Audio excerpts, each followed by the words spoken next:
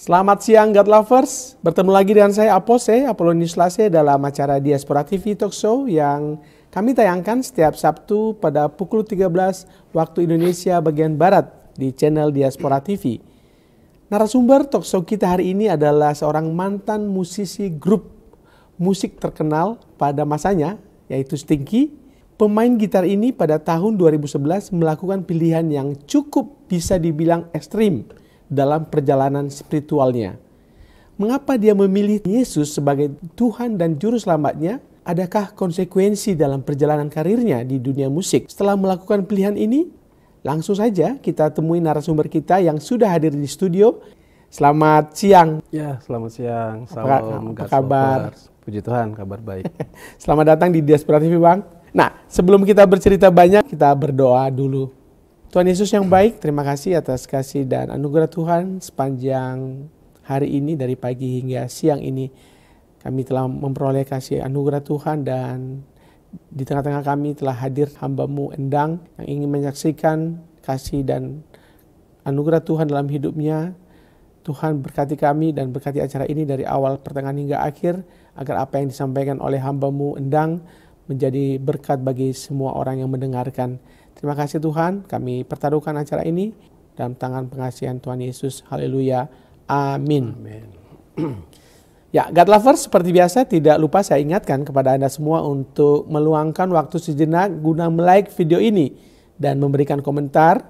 Barangkali God Lovers ingin memberikan saran atau masukan kepada kami, silakan tuliskan di kolom komentar di bawah video ini. Dan bagi Anda yang baru menemukan channel Diaspora TV ini, kami ucapkan selamat datang. Kami juga ingatkan agar Anda mensubscribe channel Diaspora TV dan mohon menekan tombol bel notifikasi. Karena dengan begitu Anda menjadi orang pertama yang akan dikirimkan notifikasi oleh YouTube setiap kali ada konten baru dari kami. Terima kasih. Endang Surahman Hartono, lahir dan besar di daerah mana, Bang? Saya lahir di Bogor, kecilnya di Bogor, besarnya di Jakarta. Nah, sebetulnya Bang Endang ini asalnya dari suku mana? Ya, kalau bapak itu Jogja, dari Jawa, ibu Bogor, Jawa Barat. Ya. Orang Jawa berarti bisa dibilang begitu ya? Jawa, ya. Jawa. Dari di dalam keluarga ini Bang Endang anak keberapa dari berapa bersaudara, Bang? Saya anak kelima dari 7 bersaudara. Oh, 7 orang ya? Ya. Menghabiskan masa kecil di Bogor? Enggak, masa kecil di Jakarta. Oh, jadi saya justru cuma di Jakarta? numpang lahir aja di Numpang Bogor. lahir di Bogor? Ya, paling umur sampai 2 tahun. Terus gitu. pindah, orang tua ada kerja di Jakarta, jadi dari umur 2 atau 3 tahun lah di Jakarta. Penguasaan bahasa Sunda gimana? Bisa ya? Masih lebih, bisa lah ya? lebih bisa bahasa Sunda Karena daripada mama Jawa. ya? Ya. Di dalam keluarga seperti apa? Kalau boleh tahu, Bapak Ibu mendidik, memberikan nilai-nilai seperti apa? Kalau secara mendidik, ya kalau dari orang tua sih saya ditanamkan dari kecil tuh untuk bisa menjaga nama baik keluarga dan menjaga nama baik diri sendiri. Tetapi untuk segala macam keputusan apa yang saya pilih itu sebetulnya udah dibebaskan selama itu menurut mereka baik dan nggak keluar dari akidah agama gitu. Itu aja sih, lebih ke yang penting menjaga nama baik orang tua gitu aja. Dan nilai-nilai agama yang dianut ketika itu juga Saat tetap itu, dipertahankan gitu ya, dijaga gitu ya. Ya. Dan itu pesan orang tua, bagi betul. Bang Endang ya. Dari masa kecil itu memang sudah bercita-cita jadi pemusik atau gimana, Bang? Nggak ada cita-cita ya, tapi dari kecil memang saya suka musik. Saya suka musik, dari SD itu saya udah suka dengan The Beatles. Oh. Ya, di SD ya, sampai akhirnya nggak tahu kenapa lebih ke lagu-lagu barat gitu loh. Ya. Itu saya udah dari SD udah suka. Dan berlanjut sampai SMA. SMA gitu. Sampai akhirnya punya band sendiri. Iya. Punya band sendiri. Dan bisa ceritakan, Bang, kisah bergabung dengan Stinky? Ya, itu awalnya kita satu sekolah. Jadi awalnya kita berempat. Ada saya, Irwan, dan Yongki. Kemudian ada Andri gabung. Dulu waktu SMA tuh kami sering ikut kegiatan festival, Bang. Jadi awal-awal festival ya pasti nggak langsung menang. Kalah, terus berikutnya akhirnya kita sering menang. Kita akhirnya ikut beberapa festival sampai festival nasional. Akhirnya puji Tuhan menang saat itu kan.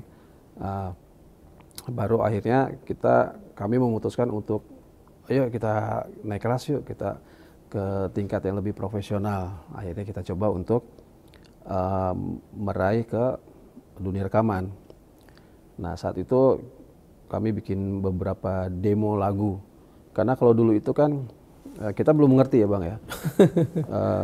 Kita bawa berbagai macam piagam itu, piagam kemenangan festival di beberapa event. Jadi kayak ngelamar kerja gitu dulu. Bawa map gitu kan ke beberapa label sampai pernah kita diusir. Label ya? Iya sampai pernah diusir, udah nunggu lama diusir. Pergi kita nggak perlu demo sampai segitu. Ternyata lebih simpel gitu, kita hanya bawa demo CD. Contoh ya? Contoh beberapa lagu udah itu aja. Karena kita nggak ngerti dulu, jadi kita bawa map gitu ke orang ngelamar kerja. Nah jadi udah kesekian label akhirnya. Dulu waktu awal-awal bikin demo itu kita lagu-lagu rock. Oh, malah ngerok ya? Dulu kan eranya lagi rock tuh zaman-zaman segitu. Nggak diterima terus nih. Kok nggak terima terus ya? Akhirnya kita bikin yang pop. Begitu kita bikin pop malah diterima. Dan langsung kita ada sign kontrak saat itu. Jadilah Stinky. Jadi itu memang sesama satu sekolah semua itu ya? Ya. Andre juga termasuk ini? Andre itu kakak kelas. Dia termasuk kakak kelas malah ya? Umurnya sama tapi kakak kelas dia. Oh gitu. Dan dia masuk belakangan? Masuk belakangan. Sebelum dia siapa vokalisnya Bang? Sebelum dia itu vokalisnya dulu namanya Yongki.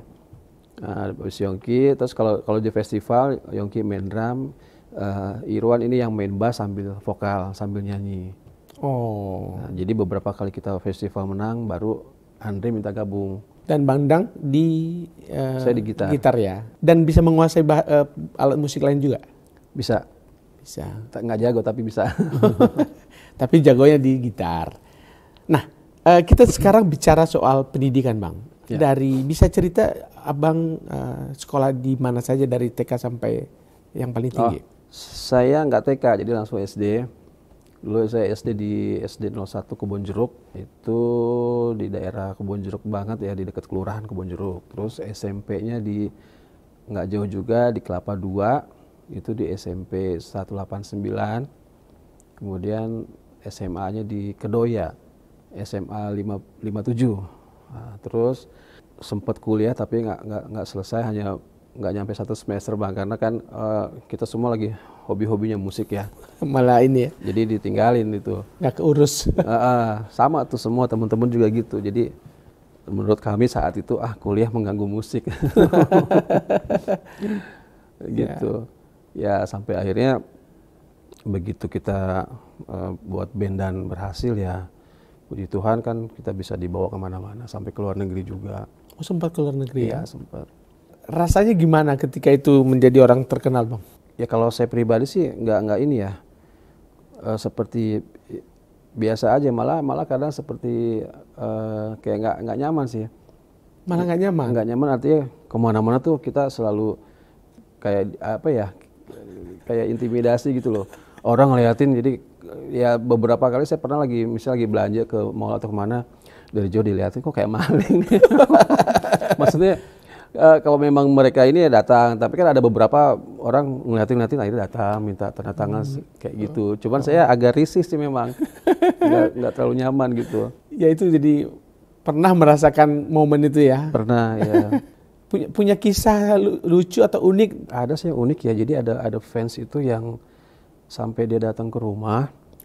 Datang ke rumah sampai dia mau bantu-bantu di rumah. Ke orang tua saya dulu masih ada kan. Ibu saya bantu cuci piring ya, saya bantu ngepel ya.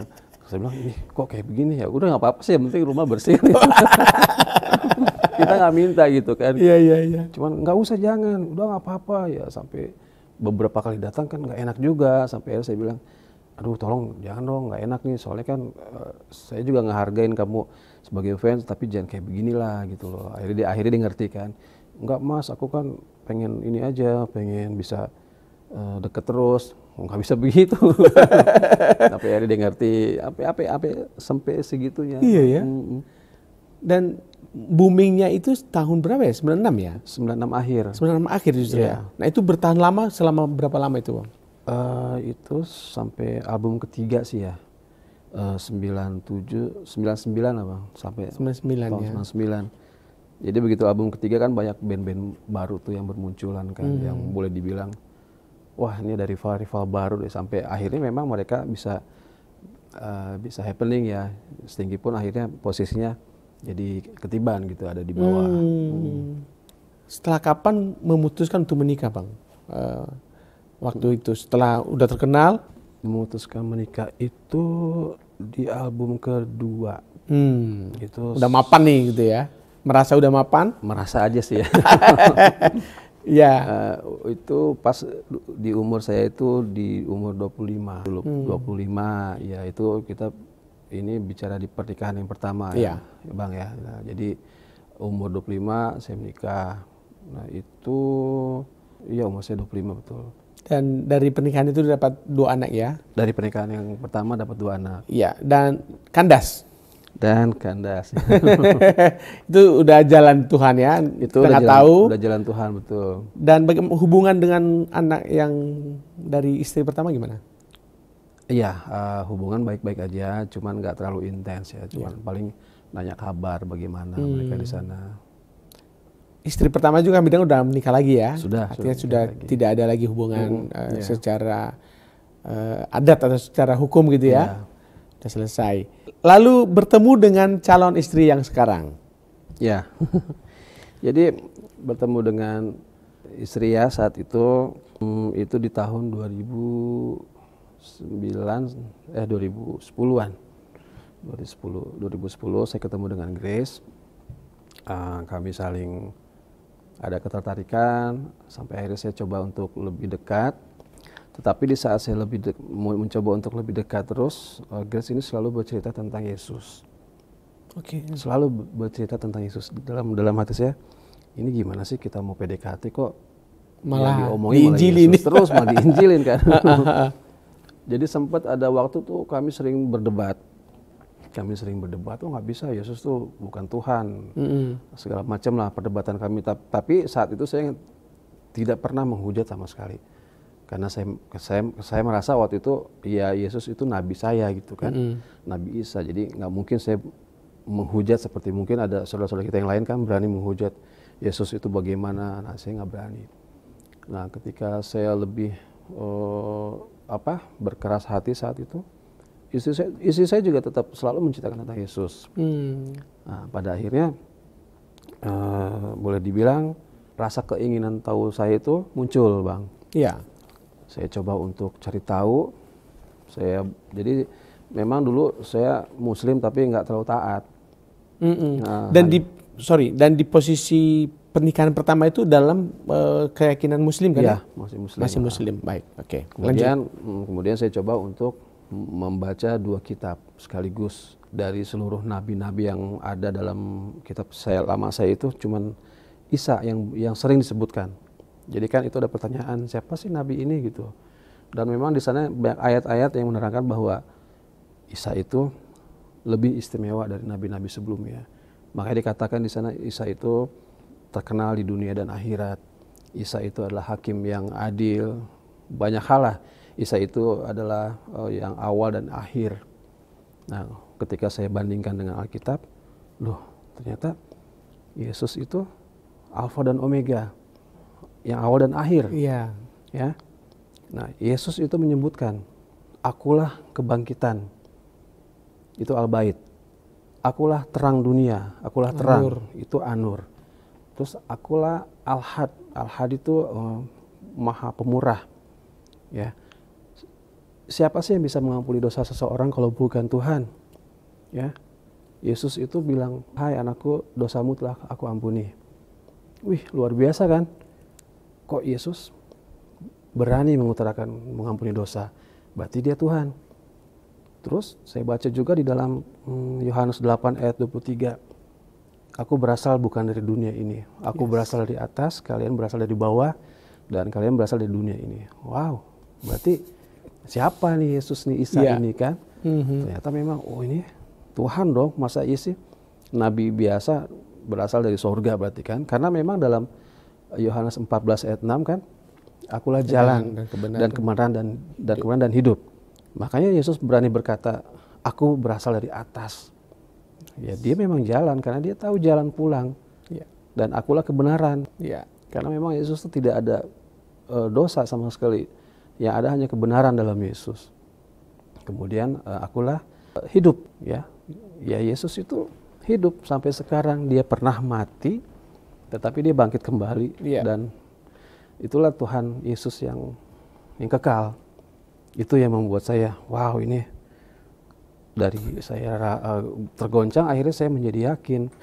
Ternyata memang Isa ini nabi yang berbeda. Walaupun memang Isa dan Yesus sebetulnya sosok yang berbeda. Saya juga melihat dari sejarahnya beda. Kenapa kok sejarahnya beda gitu antara kitab sebelumnya dan kitab yang saya percaya sekarang? Harusnya kan Bang ya, yang namanya sejarah itu ada benang merah. Iya.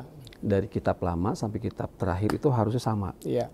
Nah di situ saya bilang, waduh ini kok kenapa berbeda gitu kan? Sampai akhirnya Grace ngajak saya ke beberapa hamba Tuhan. Oh, dan itu masih dalam proses pacaran ya, belum menikah ya? Ya. Oke. Nah, saya masih dalam masih dalam pendekatan. Keingintahuan tentang Yesus itu. Pencarian ya? Pencarian, betul. Saya dikenalkan ke beberapa hamba Tuhan sampai akhirnya saya dikenalkan kepada Pak almarhum ya, yang sudah meninggal, Pak Pendeta Edi Sabto. Pak Edi Sabto itu juga latar belakangnya sama dengan saya. Beliau juga dulu seorang Muslim, tapi seorang pendeta yang boleh dibilang menurut saya sih memang luar biasa karena sekali membaptis itu sampai ratusan. Iya. Nah, saya itu sama Grace dulu bolak-balik Bang, dari Bintaro ke Bekasi, kan Pak Edi rumah di Bekasi. Nah, itu benar-benar saat itu Pak Edi itu menjadi mentor saya. Kami belajar dari sore jam 4, pulang sampai rumah jam 2 malam. Itu kurang lebih 3 bulan. 3 bulan sampai akhirnya benar-benar saya tuh udah terisi lah ilmu ya kan. Pak Edi membimbing saya dan mementori sampai akhirnya saya yakin dan benar-benar yakin bahwa Yesus itu sebagai juru selamat yang hidup. Karena memang dalam Kisah Rasul 4 ayat 12 itu Bang, dan keselamatan hanya ada dalam Yesus. Sebab di kolong langit tidak ada satu nama yang diberikan manusia yang olehnya kita diselamatkan. Itu juga saya pegang tuh Bang. Ya, makanya itu tepat di bulan, saya lupa bulan apa itu, saya menyerahkan diri Bang untuk dibaptis. Dan puji Tuhan Pak Edi Sabto membaptis saya. Itu malam-malam saya dibaptis. Oh, itu malam hari ya? Malam. Di rumah beliau saya dibaptis. Ya puji Tuhan, akhirnya saya terima Tuhan Yesus. Tuhan Yesus. Ya. Tapi ada yang saya lewatin, lupa saya Bang. Gimana, jadi Bang? Saya juga mendapatkan hidayah. Ya, jadi saya mendapatkan 2 mimpi yang istimewa ya. Yang pertama agak aneh memang saat itu menurut saya. Jadi mimpi pertama, saya didatangi beberapa jenis anjing. Yeah. Ada anjing pudel, ada husky, ada yang lucu-lucu lah sampai yang gede-gede tuh kayak ada Doberman, apa Helder itu. Mereka datang ke saya semua tuh. Jilat-jilatin, cium-ciumin. Tapi saat di mimpi itu saya biasa aja gitu, malah saya peluk-peluk gitu. Padahal kan saat itu kan harusnya kan, haram gitu kan. Tapi di mimpi itu enggak, saya malah menikmati. Pas bangun saya bingung loh, kok anjing? Maksudnya apa ini kok? Kemudian mimpi kedua, saya didatangi cahaya. Cahaya yang terang sekali, kayak ini kan terang nih, tapi di mata sakit. Di lampu ini kan terang tapi sakit, tapi di mimpi itu cahayanya terang banget tapi tidak menyilaukan mata. Tapi cahaya terang tapi hati saya sejuk. Ada damai dan cahaya itu bilang, akulah Tuhan, carilah aku. Nggak bilang aku Yesus, nggak bilang, cuman akulah Tuhan, carilah aku. Nah begitu saya bangun, saya ada rasa bingung, ada rasa sukacita, dan ada rasa penasaran. Akhirnya saya cari tahu.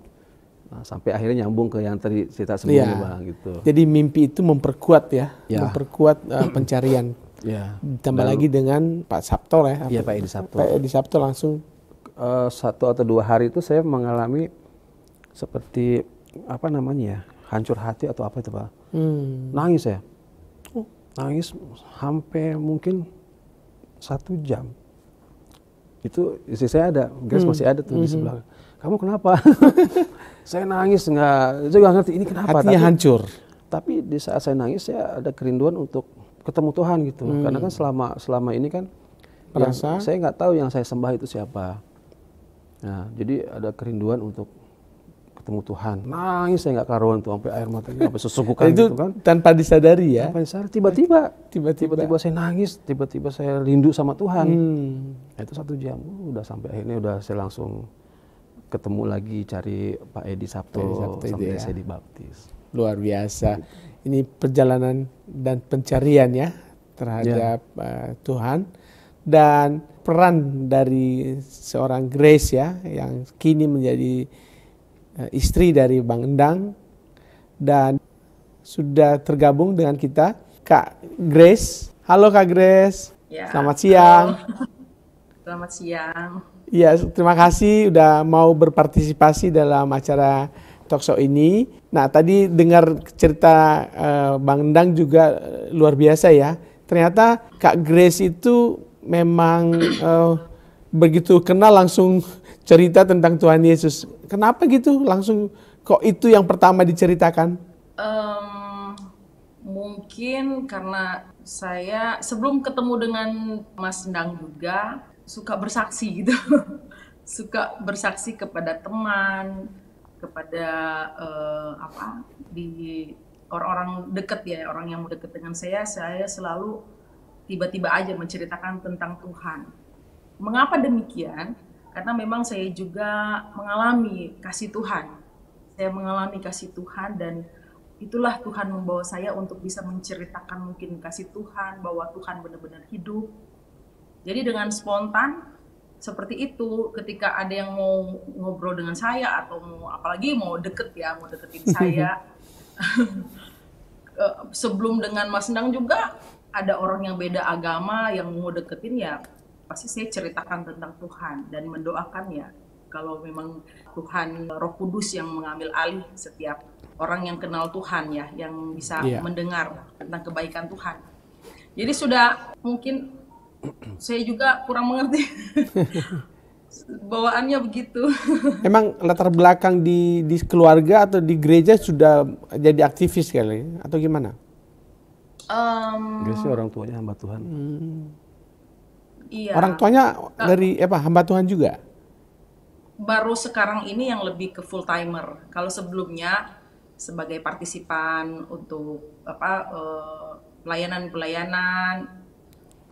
Memang orang tua juga puji Tuhan selalu membawa kita dekat kepada Tuhan, ya, dekat kepada Tuhan, dan akhirnya saya bisa mengalami sendiri kasih Tuhan.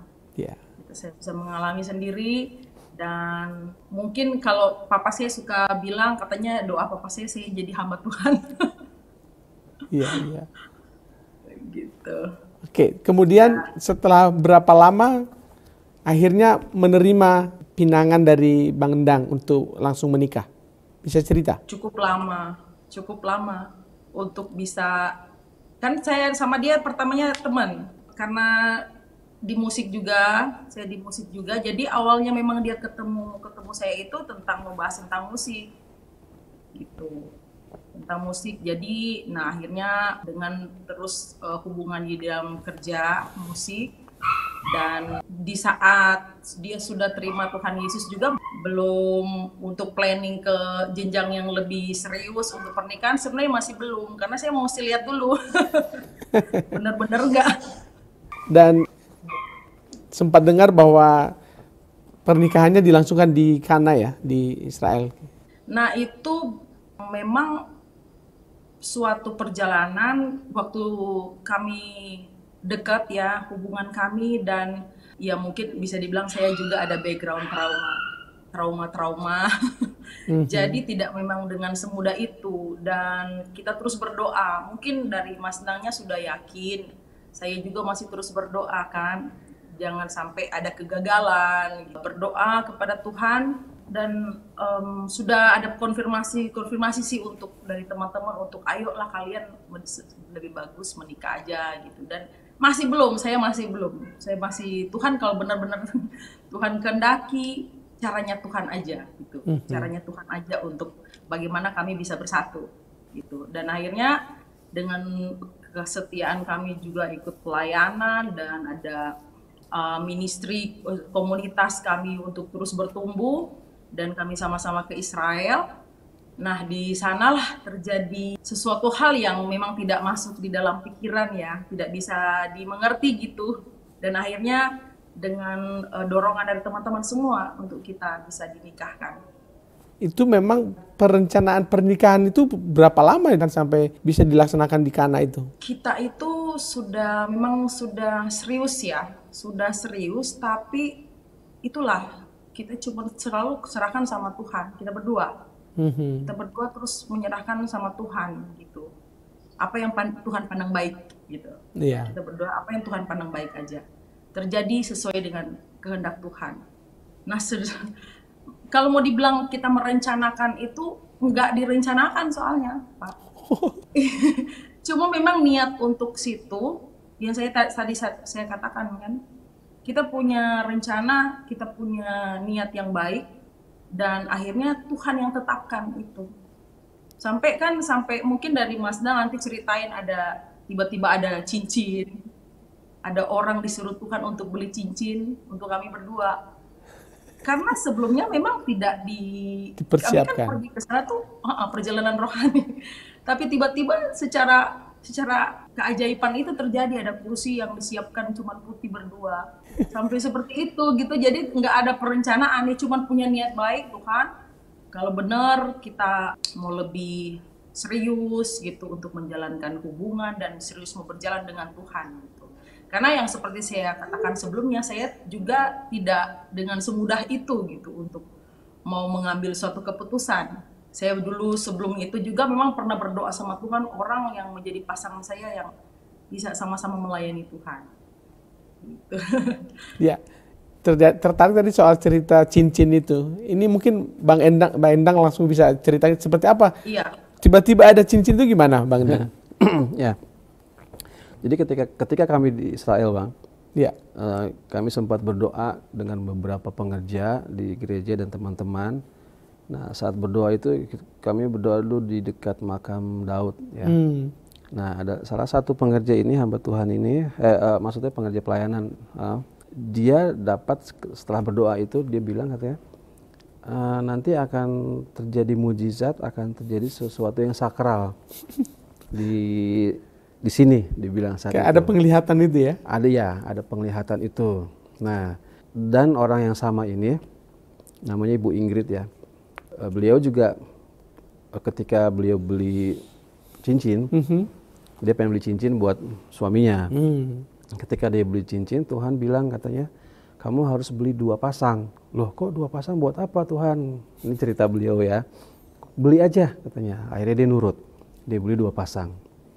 Dia nurut aja lah pokoknya. Nah, kemudian saya dan Grace juga saat itu ketika teman-teman bilang kalian nikah aja di sini, karena mereka tahu kan hubungan kami dan orang tua pun juga sudah tahu. Setuju, ya. Kami nggak langsung mengiyakan. Kami juga butuh konfirmasi. Kami berdoa, Tuhan kalau memang iya, kami butuh konfirmasi lagi. 2 atau 3 orang yang mengatakan hal yang sama. Nah, kemudian datanglah 2 orang lagi dengan waktunya nggak terlalu jauh sih. Udah kalian nikah aja, biar kalian diberkati di Kana di sini. Sekalian itu ya?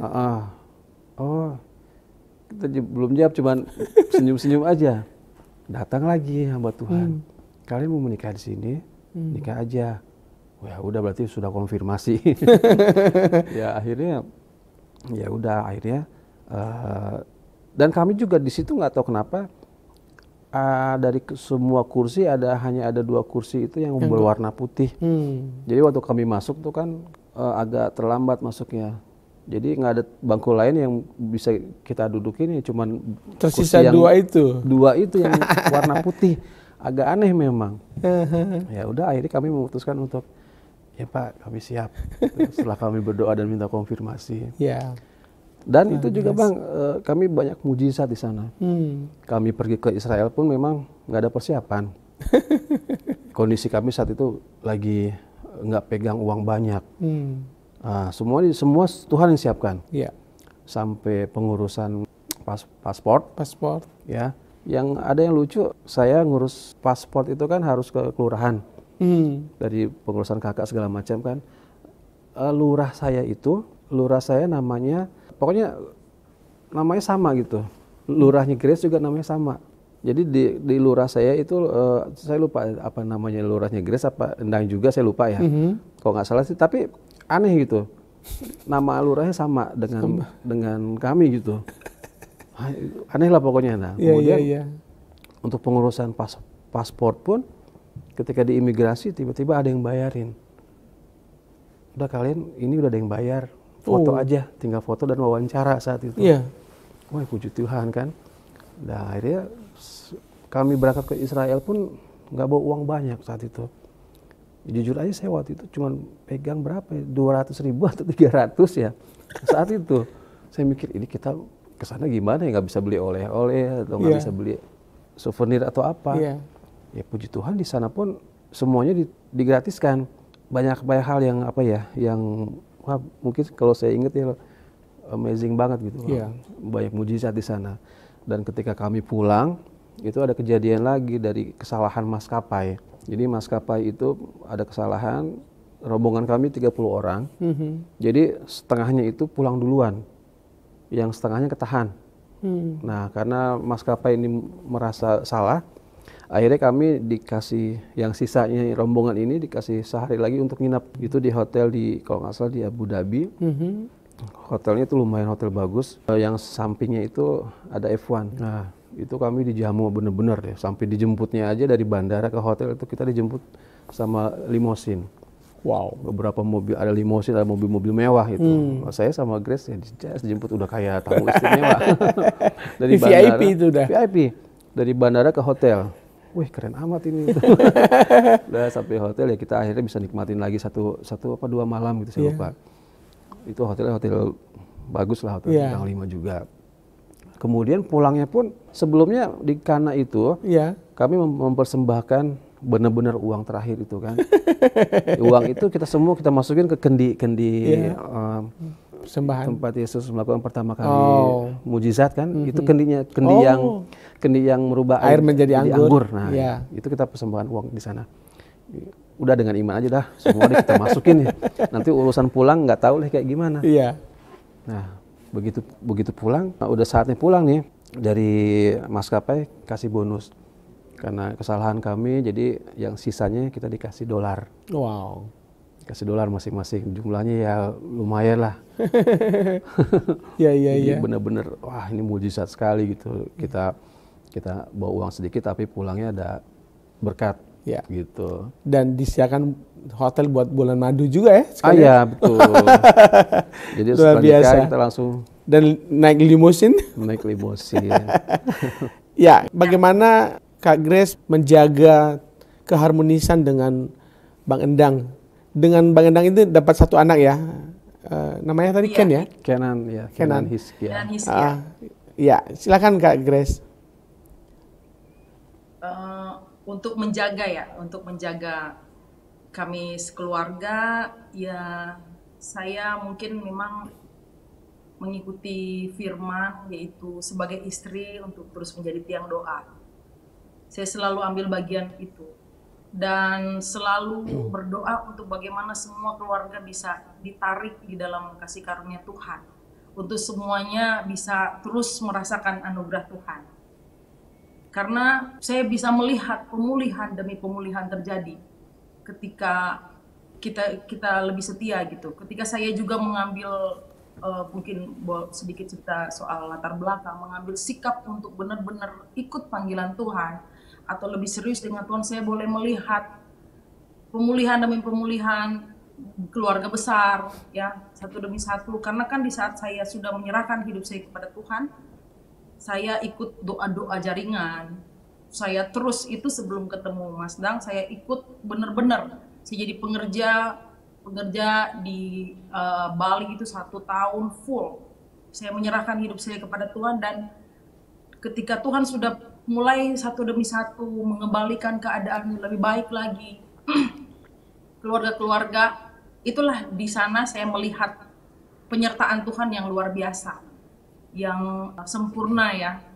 Kasih Tuhan, memulihkan kasih Tuhan yang itu yang membuat saya kuat untuk terus saya tanamkan di dalam pernikahan saya dengan Mas Dang. Dan saya selalu undang untuk ada mesbah keluarga, ya. Banyaklah pergumulan, namun saya cuma punya iman. Saya hanya bisa punya iman yang selalu dipupuk, yang selalu dijaga, yang selalu harus bertumbuh, gitu. Yang selalu saya lakukan. Gitu. Baik. Jadi ini hidup mengandalkan iman, luar biasa ya. Iya. Baik. Terima kasih Mbak Kak Grace atas partisipasinya hari ini. Kami doakan bahagia selalu dengan keluarga. Sampai ketemu ya Mbak Grace. Salam. Makasih. Makasih. Sekarang setelah sekian lama menerima Yesus sebagai Tuhan dan Juru Selamat, apa yang bisa Bang Endang ceritakan tentang Yesus ini? Iya, ketika saya terima Tuhan Yesus itu nggak mudah ya Bang. Artinya sempat orang-orang bilang, lu terima Tuhan Yesus nanti akan mengalami yang namanya pikul salib. Saya nggak percaya saat itu. Masa sih enggak lah. Yang kita tahu Yesus Juru Selamat, dia pasti tolong, dia pasti menyertai hidup kita. Tapi kenyataannya memang betul. Dan saya mengalami pikul salib itu.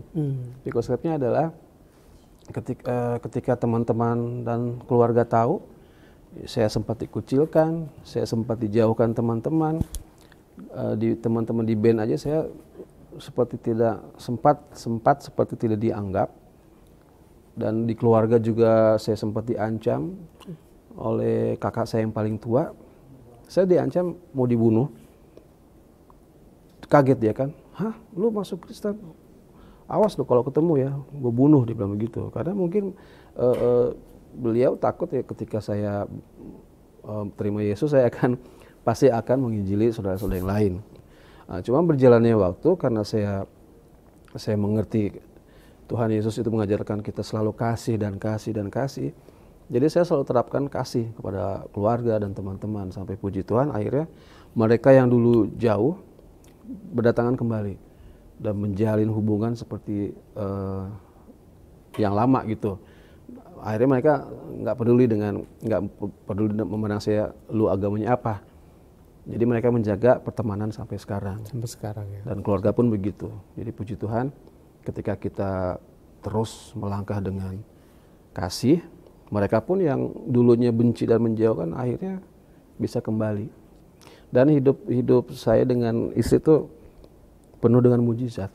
Ya, ketika pulang dari Israel kurang lebih 1 bulan, pernikahan kami diadakan pesta resepsi gitu di gedung yang mewah Jakarta. Kami nggak keluar uang sama sekali. Luar biasa. Itu ada hamba Tuhan yang membuatkan acara itu. Jadi dipersiapkan tempat, dipersiapkan hotel untuk orang tua. Jadi mertua saya dari Manado, disiapkan tiket pulang pergi dan hotel dan keluarga, dan juga disiapkan tempat untuk resepsi pernikahan itu. Disediakan semua. Semuanya Tuhan sediakan melalui hamba-hamba Tuhan. Luar biasa. Puji Tuhan. Itu mujizat. Nah, ngomong-ngomong Mas Endang, itu dari buah pelayanan pertama dulu di keluarga ada yang sudah mengikuti atau menerima Yesus? Yang penting saya memberitakan. Itu kan kewajiban kita sebetulnya kan. Ya. Jadikanlah seluruh bangsa muridku, kata Tuhan. Ya. Dan sampai saat ini pun keinginan saya tuh untuk menjangkau jiwa. Karena begitu saya tahu dan sadar bahwa inilah kebenaran. Ya. Dan jiwa saya itu terpanggil untuk Selalu. Karena dalam Matius 10 ayat 32 kan. Setiap orang yang mengakui aku depan manusia, aku akan mengakuinya di depan Bapa di surga. Itu janji Tuhan. Yes. Dan itu menurut saya adalah jaminan kita orang yang percaya Yesus itu untuk masuk surga. Yeah. Jadi itu saya lakukan terus sampai saat ini.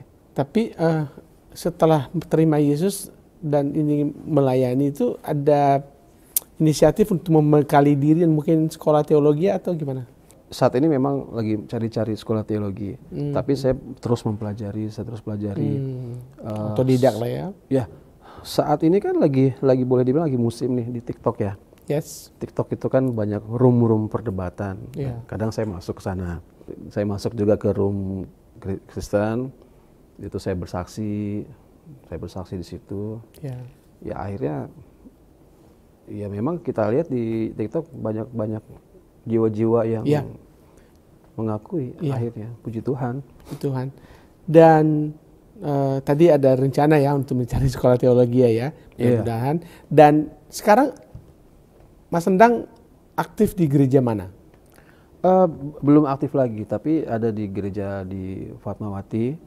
Itu sih saya udah pernah pelayanan di situ berapa kali dan mereka juga berharap saya masih bisa pelayanan di sana. Saya dan istri juga lagi anak yang kecil ini biar dia bisa lebih pengenalan akan Tuhan tuh. Ya, bertumbuh ya. Bertumbuh. Saya sering bawa biar dia fokus di sekolah minggu atau di mana kayak gitu. Baik Mas Endang, luar biasa. Terakhir, apa pesan yang ingin disampaikan kepada God lovers yang mendengarkan video ini? Ya, buat God's lovers, terus aja kita berjalan dalam iman kekristenan kita. Karena memang hanya satu jalan yang benar-benar membawa kita dalam keselamatan, yaitu Tuhan Yesus. Dia benar-benar Tuhan yang hidup, juru selamat umat manusia, dan memang satu-satunya Tuhan yang benar. Ya, Tuhan Yesus benar-benar Tuhan yang harus kita sembah. Jangan ada keraguan. Karena gini, kita ini orang yang percaya Tuhan itu untuk saat ini ya, kita khususnya di media sosial, kita harus memperkuat iman karena akan ada roh-roh penyesat. Ya. Roh-roh penyesat itu yang bisa membawa kita bahkan bisa menjual agama, bahkan bisa kita menjadi percaya dengan ilah-ilah lain. Itu karena roh-roh penyesat. Jadi pesan saya di sini adalah teman-teman God's lovers ya, terus untuk mencari Tuhan. Karena di dalam kita pun bilang kan, carilah Tuhan maka engkau hidup. Itu aja. Jadi tetap bertahan dalam Yesus. Artinya bagi mereka yang masih dalam persimpangan jalan, segera ambil keputusan ya. Betul. Mantap. Oke, Mas Endang, terima kasih atas partisipasi hari ini, atas kedatangannya di Diaspora TV. Semoga sehat selalu dan terus dalam pelayanan bertumbuh bersama keluarga. Amin. Terima kasih Mas Endang. Shalom. Shalom, terima kasih. Ya, God lovers, terima kasih atas kesetiaan Bapak Ibu semua. Saya Apose Apolonius Lase bersama semua kru Diaspora TV yang bertugas pamit undur diri sampai bertemu di lain waktu. Tuhan Yesus memberkati. Shalom.